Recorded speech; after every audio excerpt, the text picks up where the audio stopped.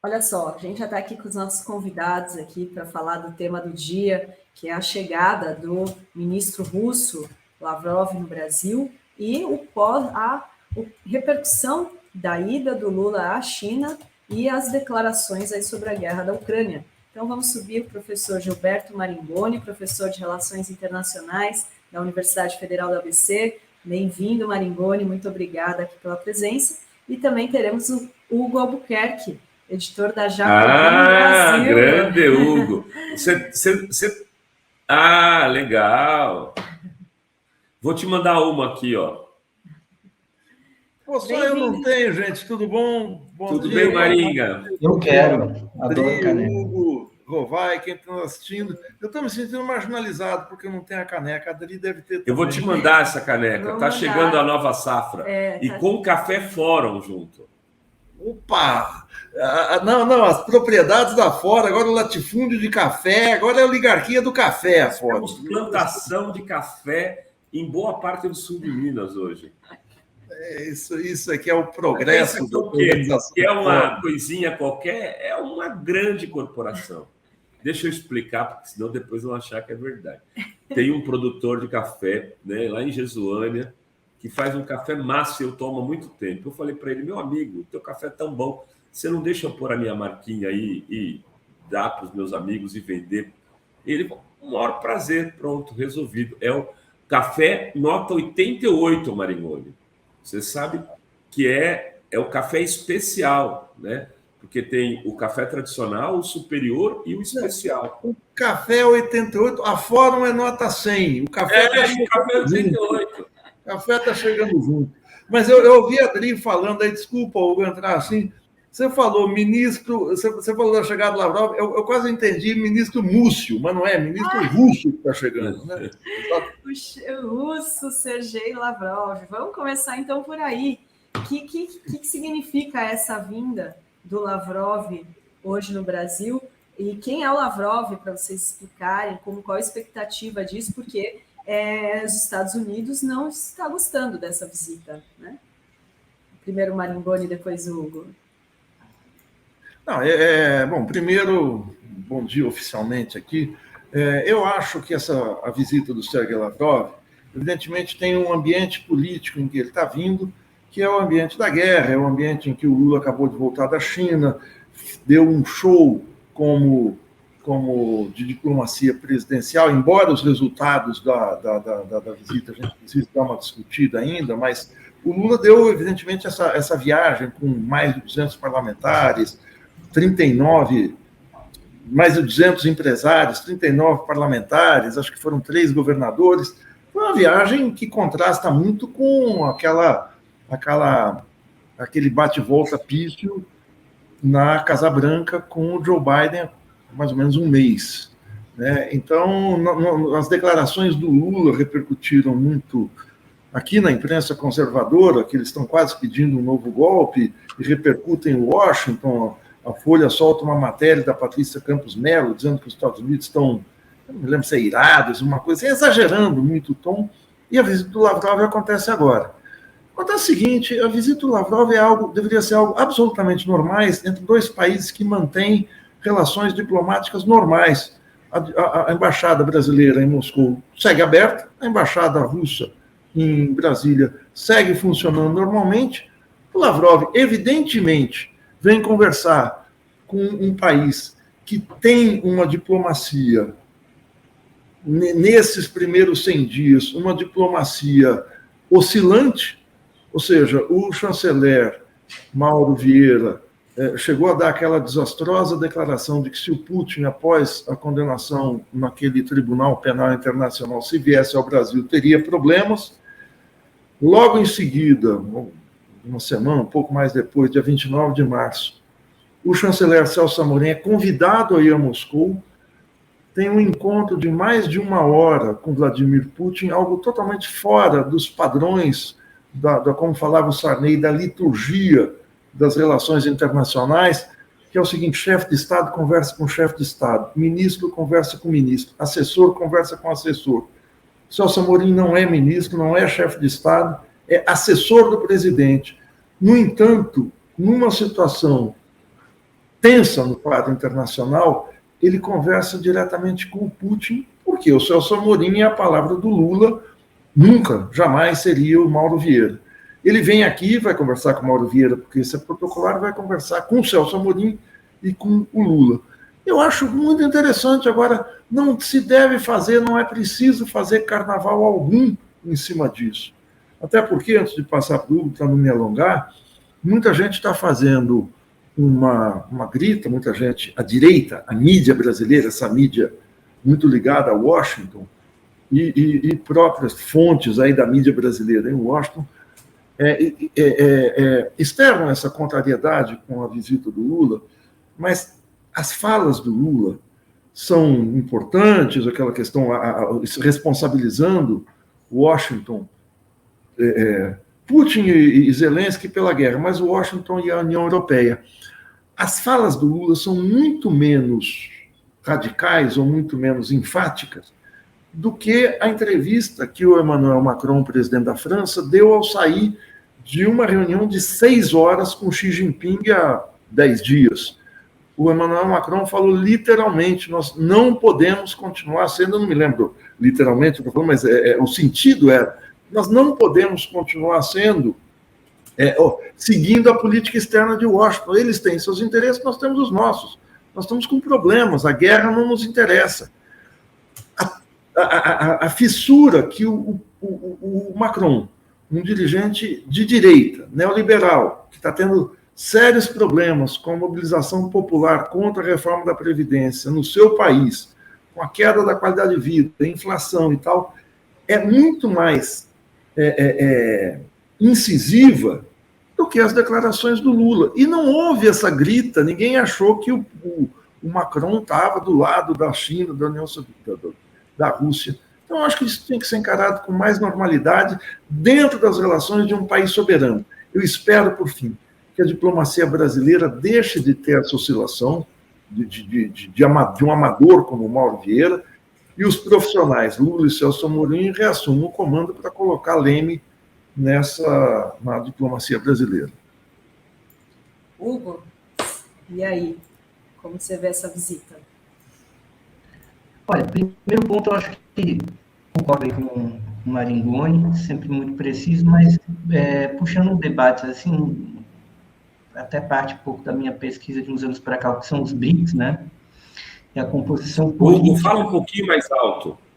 Peraí, deixa eu aumentar. Foi mais perto do microfone. microfone. Questão do que, concordando aqui com o Maringoni e levantando um pouco o que é a composição política dos países que integram os BRICS, a gente tem que se perguntar o que é o Lavrov, o que é o Lavrov na Rússia. O Lavrov, ele é uma torre do Putin. Ele é, junto com o ministro da Defesa, o Shoigu, os dois homens fortes do Putin. Porque o partido do Putin, ele é um ajuntamento nacional popular muito diverso. Tem gente de todo tipo lá dentro. Tem gente de centro-esquerda, tem gente de direita, tem gente de centro. O próprio Putin eu leio como um conservador. Agora, tem 2 elementos muito importantes na composição do Rússia Unida. Um são os militares, que resolveram entrar na política russa depois do colapso da União Soviética e dos anos 90. E outro, os diplomatas, que tiveram um papel muito importante na queda da União Soviética e depois combatendo o neoliberalismo mais radical. E criaram essa saída pelo meio com Putin. Então, o Lavrov, ele é mais do que o mero homem forte do Putin para as relações exteriores. Ele é um cara muito importante do atual aparato de poder hegemônico da Rússia, né? Ele é realmente um dos 3 mais poderosos ali. E ele fala em nome disso.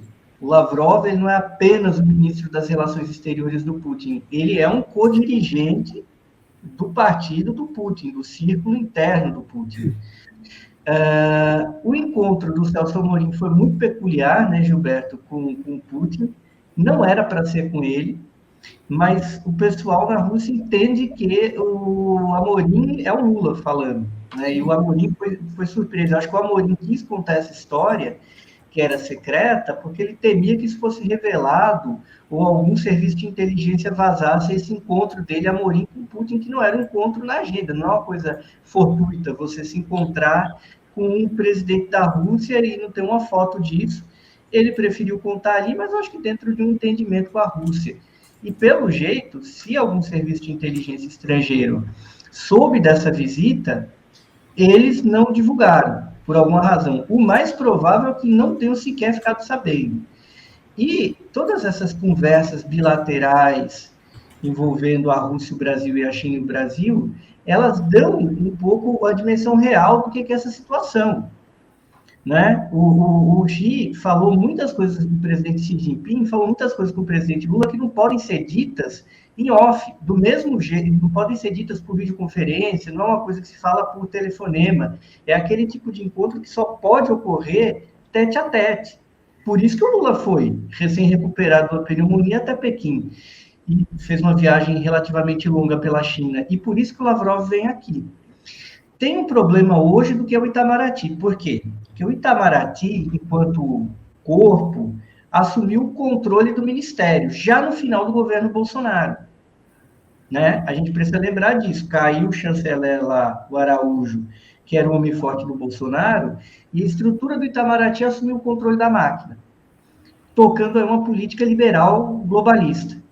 Entrou o Lula, voltou o Mauro Vieira, que é uma figura que foi ministro da Dilma, mas foi premiado após o golpe contra a Dilma com o quê? Com o cargo de embaixador na ONU. E o Mauro Vieira representa esses interesses corporativos do Itamaraty. Porém, o que é o Mauro Vieira hoje? E o Mauro Vieira deu aquela declaração atabalhoada, num momento totalmente inoportuno, de que o Putin poderia ser preso. Primeiro que o que o Mauro Vieira falou não existe. Foi determinada uma prisão cautelar do Putin, porém, sequer o governo brasileiro foi intimado. E ele próprio, na entrevista, admitia que não leu o processo. Então, quem vai prender o Putin com base no quê? Né? Agora, o grande problema disso, ao enrosco da política externa brasileira, é que o Itamaraty não existe para pensar política estratégica. O Itamaraty existe para executar a política estratégica definida pela presidência da República. E hoje ele está pensando, ele está atuando. Isso é um problema sério para a nossa política externa, porque a gente está vivendo um momento muito delicado das relações internacionais. Não é o mesmo cenário de 20 anos, é um cenário totalmente oposto de 20 anos. A gente tem um cenário de conflagração que exige muito cuidado com o que é falado. Eu concordo com o que o Maringoni está falando, que a fala do Lula está muito longe de ser ultra radical sobre o que realmente é esse conflito entre a OTAN e a Rússia, não é a Ucrânia contra a Rússia, é a OTAN contra a Rússia no território ucraniano. Porém, está tudo tão grave, está tudo tão pesado, que o Lula acaba sendo atacado. E não é nada coincidente que lá os analistas da Globo News, inclusive gente que nem pesquisa relações internacionais, de repente comecem a atacar o Lula, porque o Lula falou que o objetivo ali tem que ser a paz, não derrotar a Rússia.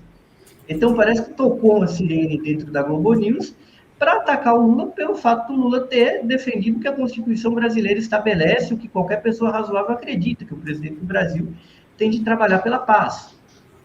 Né? Então, é um cenário um pouco complicado nesse sentido. Pegando esse gancho, falando, já que você falou em Globo News, os articulistas aí da Globo têm isso, né? Estão aí criticando as falas do Lula. E o Google, o Chakra lá, diz que só o conflito da Rússia e a Ucrânia vai ser que nem a Palestina e Israel. É difícil chegar numa paz, e que o Lula, nesse sentido, não tinha que ficar falando sobre isso. Vocês acham que passa a bola para o Maringoni? O Lula erra em defender isso?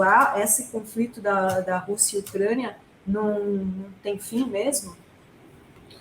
Olha, Adri, a situação do conflito da Rússia e da Ucrânia não é mais um conflito entre dois países. Pelas sanções que os Estados Unidos começaram a colocar contra a Rússia, uma semana depois da entrada do exército, das Forças Armadas Russas no país, o Biden já desatou uma série de punições à Rússia. A mais grave que a OTAN fez foi o sequestro de 600 bilhões de dólares de reservas russas. Se vocês se lembram, no início de março de 2022, a perspectiva mais otimista que se colocava era uma queda do PIB da ordem de 16% de cara na economia russa e a dissolução do rublo. E numa situação de desarranjo econômico, a perspectiva era claramente a derrubada do Putin. E a ação política, da política externa, da diplomacia russa e do Putin, conseguiram ter uma saída extremamente hábil, que foi encontrar mercado de imediato na China e na Índia. Aliás, é preciso se dizer o seguinte, o Lavrov é caudatário de uma das diplomacias mais tradicionais da história moderna. A diplomacia russa, ela tem tradições que remontam o Império Czarista, o final do século XIX.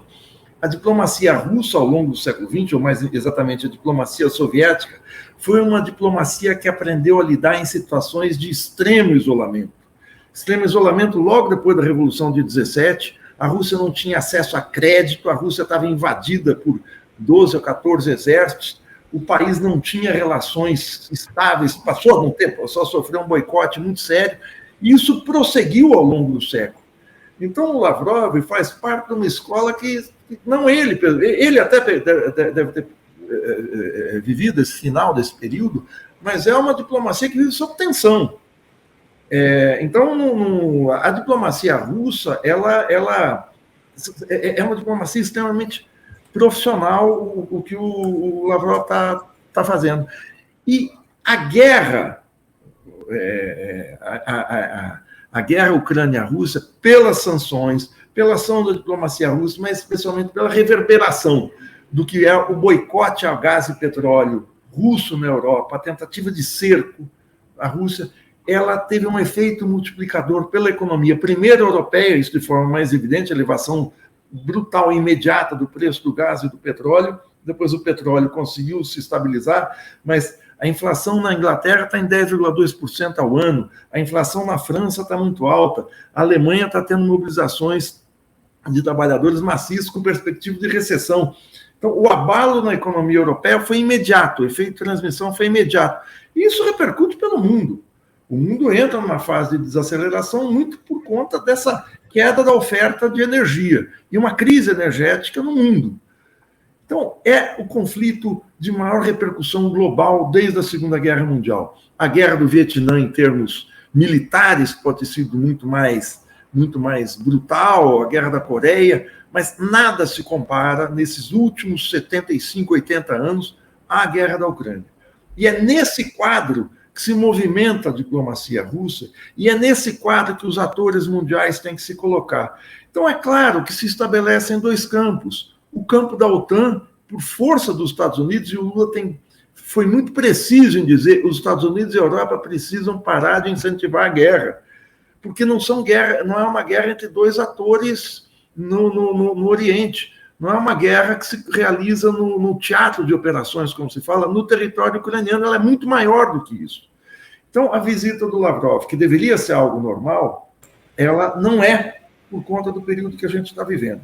Eu quero concordar com o Hugo sobre, pegando o gancho, essa questão do Itamaraty. A política externa brasileira está muito menos sofisticada do que o momento exige. Então, a política externa de um amadorismo, eu digo assim,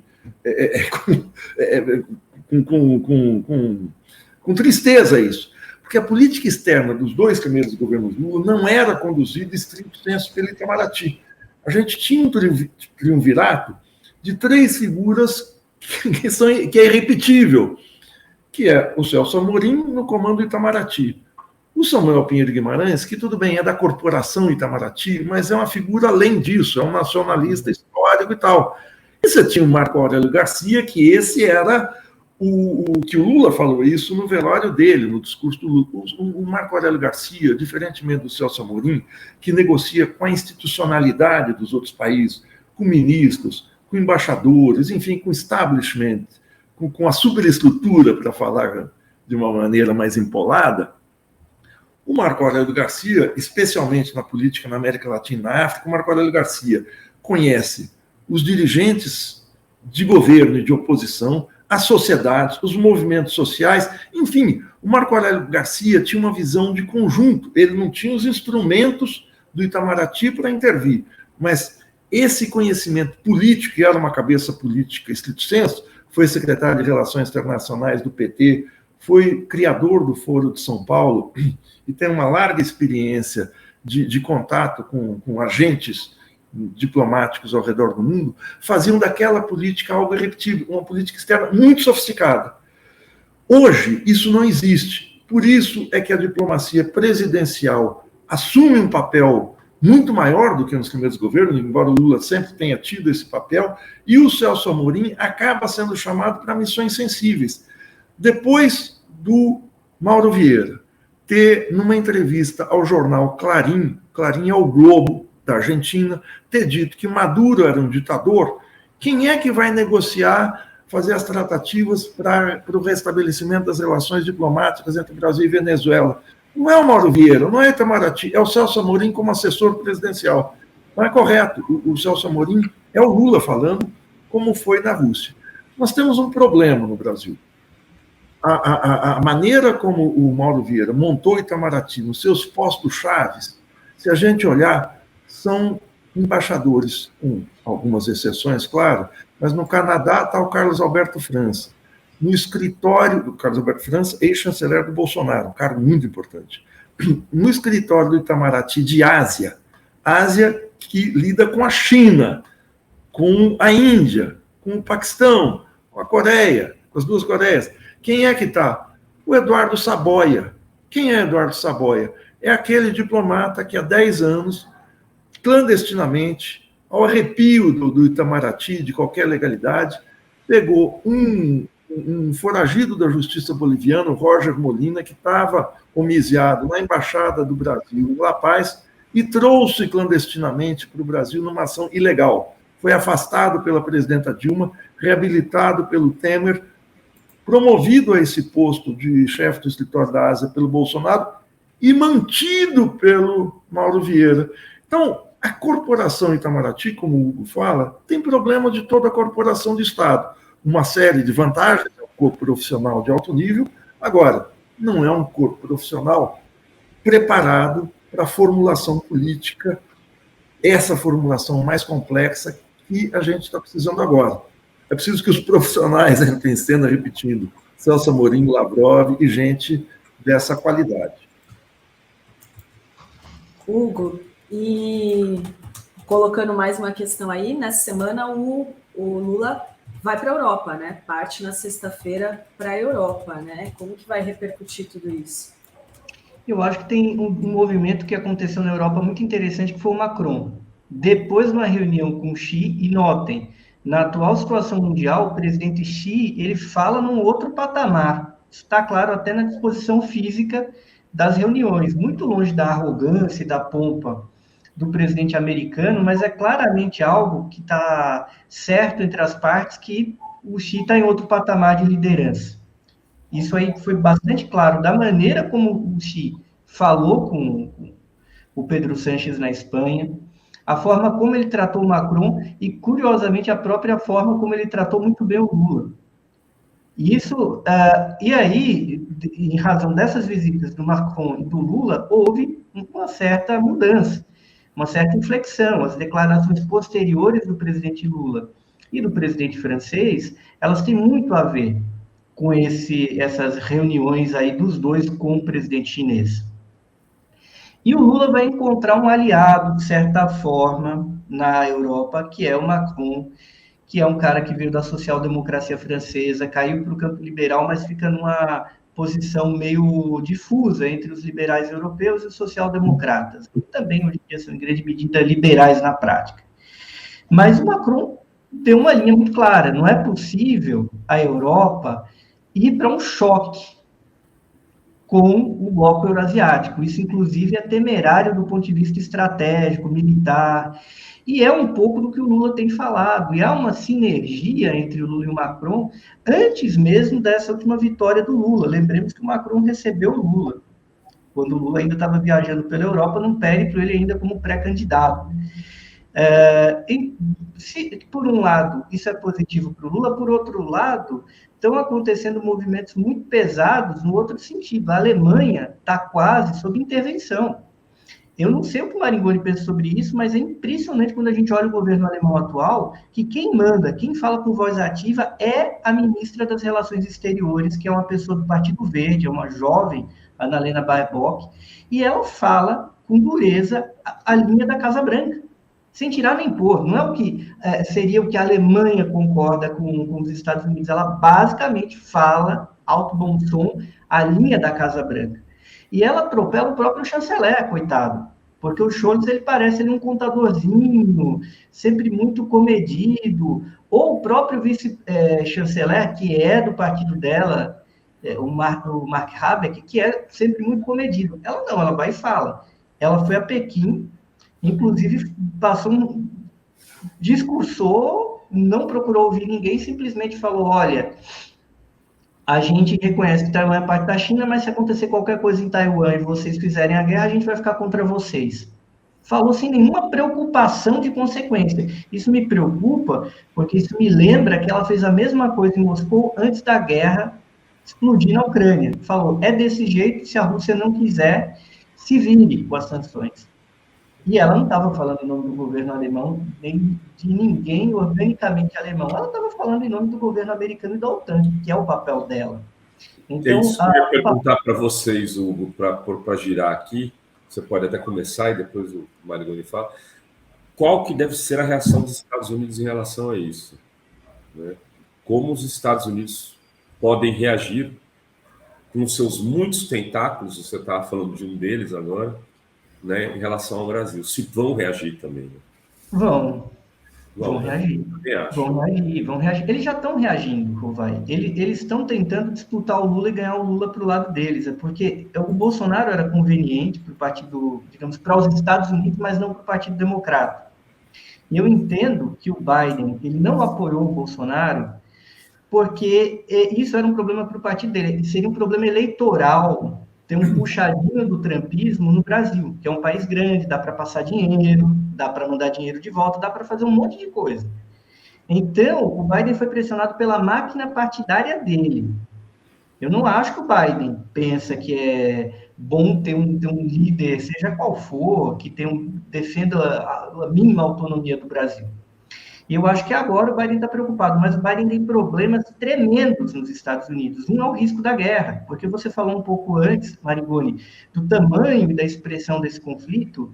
De fato, a gente pode estar diante do maior conflito com risco de radiação desde a Segunda Guerra Mundial. Eu falo isso desde o começo, que isso poderia virar uma Terceira Guerra Mundial. E é o conflito mais caro para os Estados Unidos desde a Guerra da Coreia. Eu vi os dados. Em valores corrigidos, os Estados Unidos gastaram 45 bi ano passado na guerra, que é semelhante ao que eles gastaram a cada ano da Guerra da Coreia. Foi um conflito brutal também. E cuja derrota americana, no fim das contas, manteve a China popular de pé e gerou um grande prejuízo para a estratégia americana no Extremo Oriente.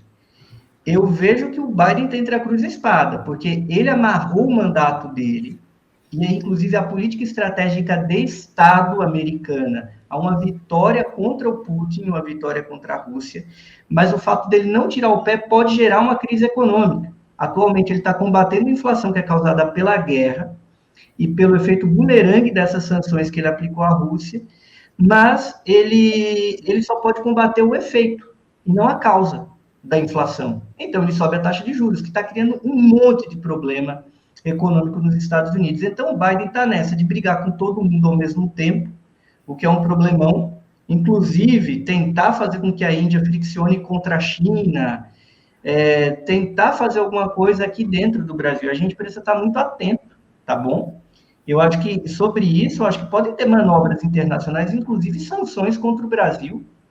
Não duvide no atual cenário que isso pode acontecer, mas pode acontecer uma movimentação subterrânea, como a gente já viu acontecer aqui, para criar uma troca de governo, pelo menos do titular da chapa.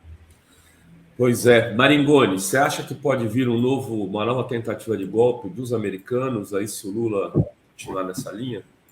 Olha, Rovai, eu acho um pouco precipitado dizer uma tentativa de golpe, embora algumas manchetes editoriais da grande imprensa estejam quase pedindo isso. A gente precisa ver o seguinte, O Lula deu essas declarações tanto em Pequim quanto na visita aos Emirados Árabes, mas a viagem à China não terminou. O que eu quero dizer com não terminou? Os acordos, os pactos de investimento, as negociações ainda não estão claras. O resultado final da viagem não está claro. Evidentemente, a China é o nosso maior parceiro comercial, com o dobro, mais do dobro das transações, do volume de transações em dólar com a China. Declarações que o Lula deu como o fim do dólar, isso é uma intenção, isso não é uma coisa colocada para o presente momento. Mas se a gente olhar para o pacote de 15 itens de investimento, a maior parte deles é constituída por memorandos e protocolos. A chegada da fábrica chinesa de automóveis elétricos na Bahia não está nesse pacote. Não entendi por quê. É um investimento mais difícil, porque as condições, ou seja, os custos de produção na China são mais baratos que no Brasil, a começar pelo custo de energia elétrica. Aqui é muito mais caro. O Brasil não tem um mercado para carros elétricos. O Brasil ser uma plataforma de exportação desses produtos tem o problema do câmbio brasileiro, que está valorizado em relação ao dólar. Então, isso não está claro. Esses memorandos não estão claros. Estão anunciando que são 50 bilhões, tudo bem, eu não consegui ver esse cálculo. Eu não estou sendo pessimista, não. Eu fico muito me lembrando daqueles investimentos monstruosos que iam vir na época da Copa. Eu até peguei aqui hoje, dei um Google, em 2010, a revista Exame dizia, segundo estudo, na Copa a Copa atrairá, Copa 2014, atrairá 142 bilhões de reais de investimentos. Equivalia ao câmbio de 2010 a 50 bilhões de dólares. Não vieram. Então, é preciso ver até onde vai até as consequências concretas da viagem. Uma coisa que eu estranhei muito é por que o Brasil não aderiu à nova Rota da Seda. Era um momento ótimo para isso, porque há uma movimentação pró-China em vários, no empresariado, em vários setores da sociedade brasileira, mas não é pró-China. É algo que 21 países da América do Sul e 147 no mundo já aderiram. A Argentina aderiu. Nós já somos, repetindo, a China já é o nosso principal parceiro. Então, eu aguardaria para ver como é que nas próximas semanas as negociações evoluem e se concretizam, a entrada ou não na Rota da Seda, porque senão a gente fica naquela mesma dinâmica da batalha do Lula contra os juros. Ele radicaliza no verbo, e aí um auxiliar, o Fernando Haddad, vai, negocia com o Roberto Campos Neto, combina com o Roberto Campos Neto como é que vai ser o novo arcabouço fiscal, enfim, dá uma desanuviada e o governo fica com essa dupla voz e a gente não sabe qual é a linha principal, onde é que vai se concretizar. Na questão dos juros, ficou claro. Não é, Maringoni? Hã? Isso é o lulismo, né? Isso é o lulismo, a ambiguidade. Então, o Lula sabe muito bem lidar com isso, para mal e para bem. Então, o lulismo é muito isso. Agora, no final, uma coisa que o Hugo falou sobre a questão do Macron, a questão da Alemanha, né? Ele tem total razão. A Alemanha hoje é o país mais tensionado, acho que mais do que a Inglaterra, que está na pior situação econômica dentre os grandes países europeus. Por quê? Todos se lembram da visita que Olaf Scholz fez ao Brasil, e ele foi fazer um pedido constrangedor. Aliás, veio pressionar o Lula a enviar munição para os tanques alemães que vão entrar na guerra da Ucrânia. E o Lula falou na coletiva que os dois deram, na frente de todo mundo, que o Brasil não iria mandar munição para a guerra. O Scholz passou um carão aqui no Brasil e não esboçou reação.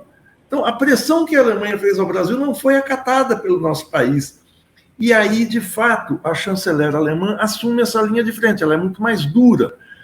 Mas uma coisa interessante, eu vou terminar com isso, quem chamou a atenção para isso foi o Zé Luiz Fiore, professor da UFRJ. Ele falou, olhe nos últimos 10 dias, reforçando isso que o Hugo falou, o fato de Pequim ter se tornado um centro de articulação global e o Xi Jinping assumido um outro papel. Olha que interessante, se a gente olhar para a agenda do Xi Jinping nos últimos 10 dias, ele recebeu o Macron, ele recebeu o Lula, 2 líderes mundiais de extrema importância, pelo menos seus países, no caso do Macron, a chanceler alemã e recebeu mais outros ministros, não me lembro de quem, mas uma agenda intensa. Qual foi a agenda internacional do Biden? Foi ir para a Irlanda numa viagem saudosista, visitar a cidadezinha dos seus antepassados.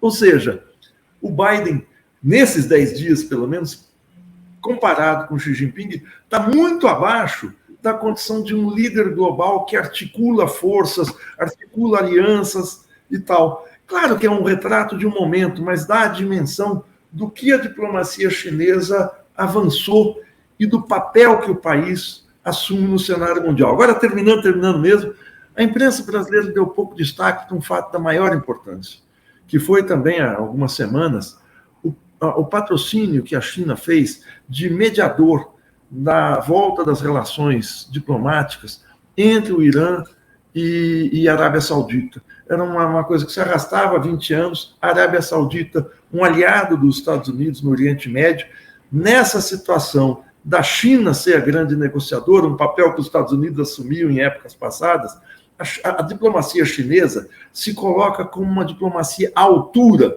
do peso que o país tem no mundo. E a diplomacia presidencial do Xi avulta nesse cenário também. Então, há, de fato, uma mudança, pelo menos na articulação diplomática global, cujo eixo se divide agora entre Washington e Pequim. E, o Maringoni, é bom lembrar que foi uma aliança selada em Pequim, essa paz entre o Irã e a Arábia Saudita, em pleno Ramadã, Isso. Entre dois países. Não é qualquer coisa, é inclusive o reconhecimento do Islã, no sentido mais geral, da relação com a China, que é uma relação milenar também. E tudo isso, você soma a paz iraniano-saudita, que foi uma surpresa para todo mundo. Washington não sabe ainda como lidar com essa mudança de posição da Arábia Saudita. Não sabe. E foi uma grande derrota para a Europa, porque se a Europa excluiu a Rússia, ela depende mais e mais do petróleo e do gás ali da Península Arábica. Se a Península Arábica não vai querer se tornar fornecedora exclusiva da Europa, a Europa vai ficar em maus lençóis. E aí que tem esse racha na Europa. De um lado, os alemães, os portugueses, viu? O Partido Socialista de Portugal, ele está bem alinhado com a OTAN. A única voz dissonante em Portugal é o Partido Comunista.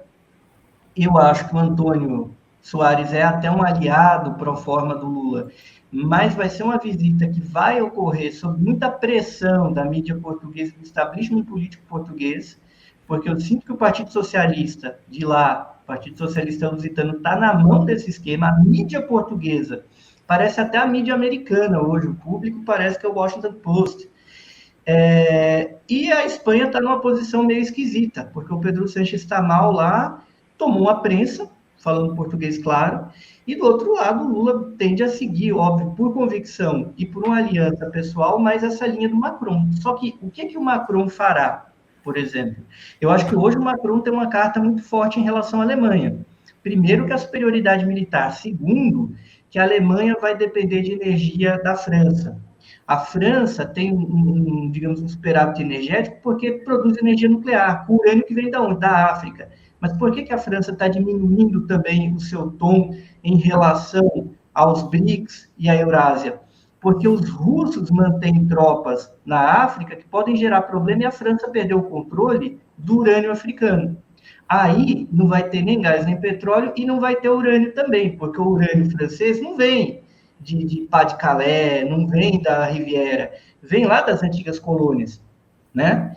Então, existe essa variável que talvez o Macron tenha entendido que a coisa pode ficar um pouco pior, porque os franceses estão vivendo as turras com as lideranças africanas de ex-colônias francesas que, no entanto, mantinham uma relação pragmática. O Macron chegou a tomar esporro em público na África, do presidente do Congo. Vocês viram esse...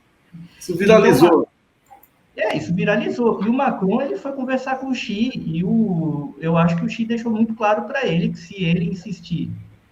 O Xi recebeu também a Ursula von der Leyen, que fez também um discurso todo duro, não foi quase que ignorada pelo Xi. Foi ignorada, ela foi com o Macron, né, Maringoni? E eles saíram com 2 discursos diferentes, o Macron mudou, ela saiu quieta, ela saiu, ela não foi nem acompanhada no aeroporto, ela parecia uma turista comum, e ela, essa figura, né, que é a presidenta da Comissão Europeia, é a cara da Europa, porque ela é de uma família ultranobre, por parte de pai do marido, mas a família da mãe dela é de senhores de escravos do sul dos Estados Unidos, que fugiram para a Europa. Ela tem muitos governadores americanos do sul como ancestrais. Sabia disso? Não.